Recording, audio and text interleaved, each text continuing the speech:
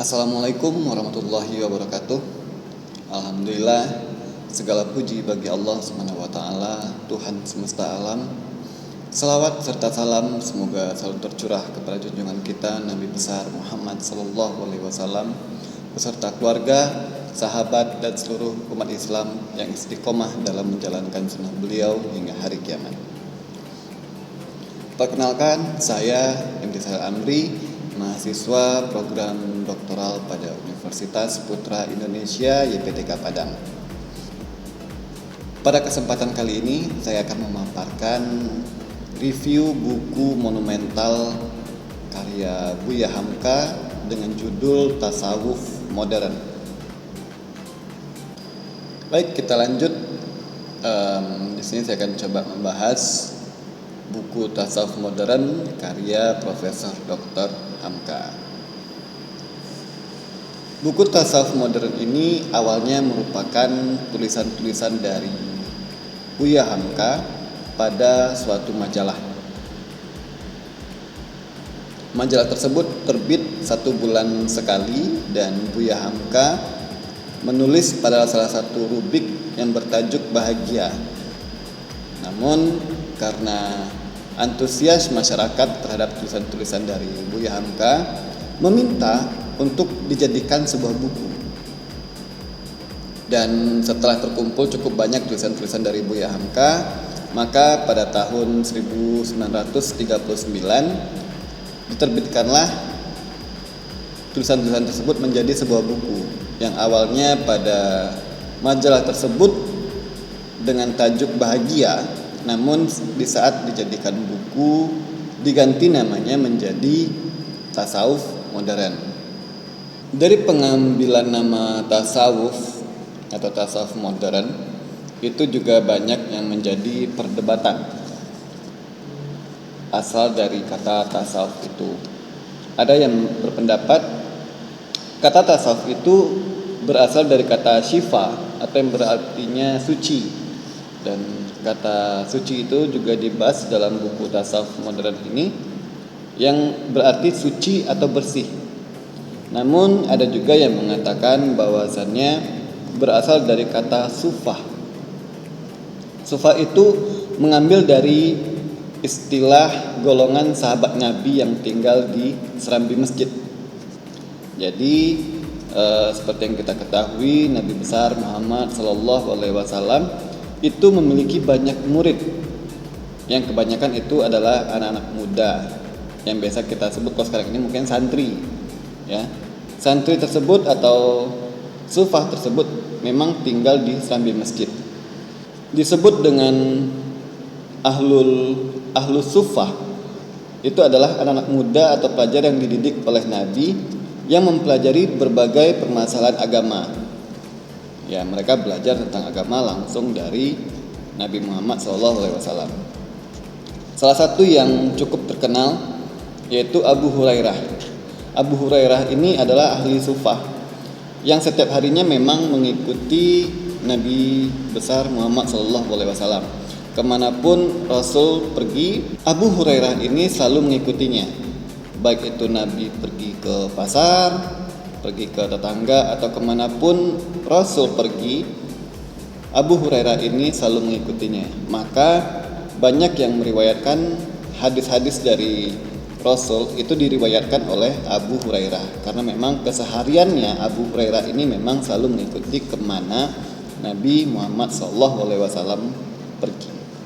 Menurut Buya Hamka, tasawuf bukanlah hal yang baru. Sejak masa Nabi Muhammad SAW dan para sahabat, semangat tasawuf sudah hidup dalam akhlak mereka dalam kesehariannya. Walaupun istilah tasawuf belum dikenal saat itu, namun esensinya itu sudah nyata dalam kehidupan mereka yang penuh dengan kebaikan, keikhlasan, dan cinta kepada Allah.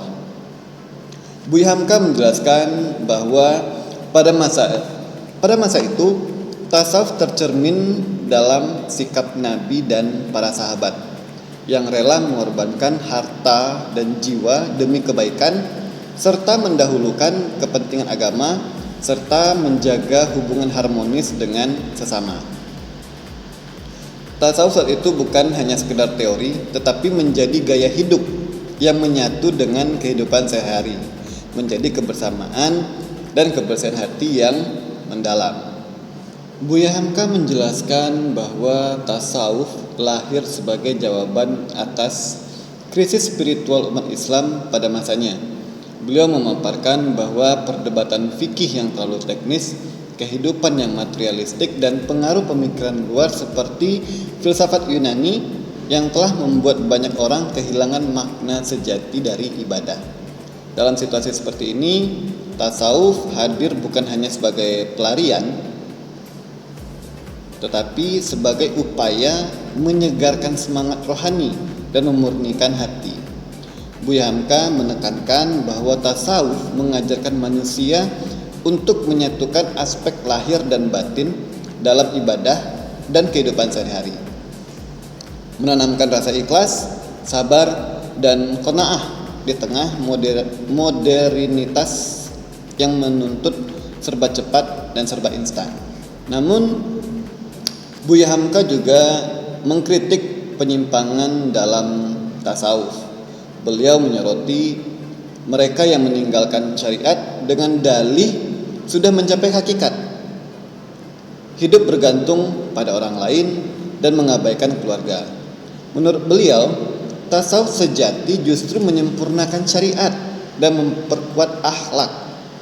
Selain itu, beliau menjelaskan bahwa penyimpangan ini muncul karena kurangnya pemahaman mendalam terhadap agama, keengganan untuk berikhtiar, dan keinginan untuk menempuh jalan pintas menuju kesucian batin. Justru hal inilah yang justru menjauhkan makna tasawuf yang sebenarnya dan menimbulkan citra negatif di kalangan masyarakat. Tasawuf bukan pelarian. Buya Hamka juga menekankan bahwa tasawuf itu bukan pelarian dari dunia. Seorang muslim tetap bekerja, bersosialisasi, dan berkontribusi dalam masyarakat, namun dengan hati yang senantiasa terikat kepada Allah. Tasawuf adalah jalan untuk memurnikan hati di tengah hiruk-pikuk dunia. Beliau juga menambahkan bahwa tasawuf bukan berarti menjauhkan diri dari realitas kehidupan, melainkan menjaga keseimbangan antara ibadah dan muamalah. Dalam konteks modern, tasawuf menjadi pemandu dalam menghadapi tantangan zaman, menjaga etika, dan tetap teguh pada prinsip spiritual meskipun berada dalam dunia yang penuh godaan dan dinamika yang kompleks. Di sini tujuan utama tasawuf menurut Buya Hamka adalah memperbaiki akhlak, meninggalkan budi pekerti yang tercela, dan menggantinya dengan akhlak yang mulia. Tasawuf sejati membawa ketenangan jiwa, kedamaian hati, dan kebahagiaan sejati yang tak ternilai dengan harta dunia. Selain itu, Buya Hamka juga menegaskan bahwa tasawuf sejati membawa kita pada pemahaman yang lebih dalam tentang makna hidup, memurnikan niat ibadah, dan menjauhkan hati dari sifat sombong, ria, dan cinta dunia. Jadi dengan demikian, tasawuf bukan hanya sekedar teori spiritual, tetapi bisa menjadi praktek baik, menjadi praktek hidup yang melahirkan manusia yang bijaksana, penuh kasih, dan mampu memberikan manfaat bagi lingkungan sekitar.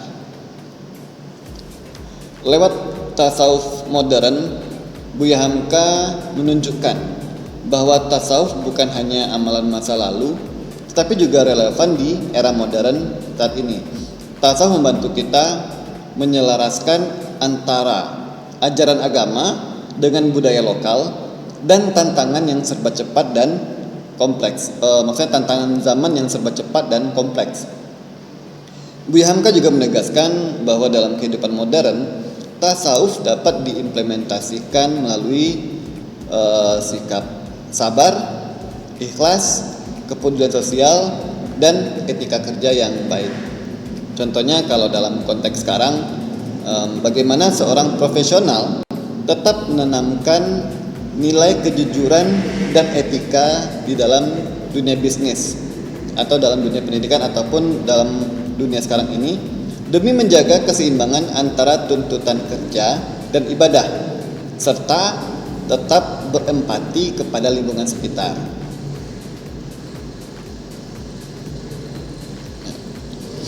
Jadi intinya tasawuf sejati itu ialah pengalaman agama yang mencapai tingkat ihsan, memadukan spiritual dengan aktivitas dunia, membangun karakter yang mulia, dan membentuk hubungan yang harmonis dengan Allah dan sesama manusia.